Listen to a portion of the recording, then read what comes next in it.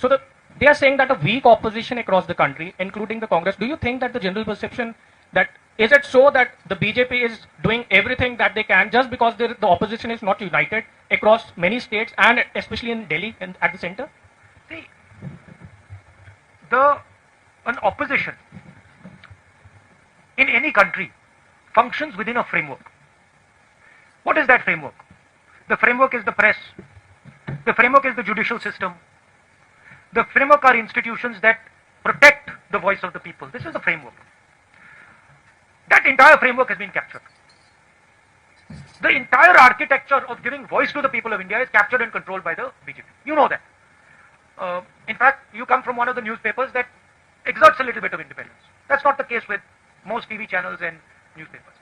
So, if the entire architecture of institutional architecture is captured, then to say the opposition is weak,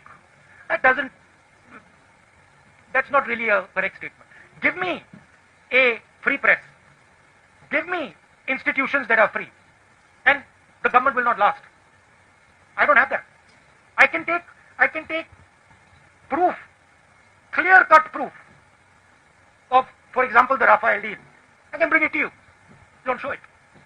Right? So, at a certain level, frankly, you're also not doing your job. And it's okay for you to blame the opposition and say, well, the opposition is weak. But, my friend, you're also walking into slavery.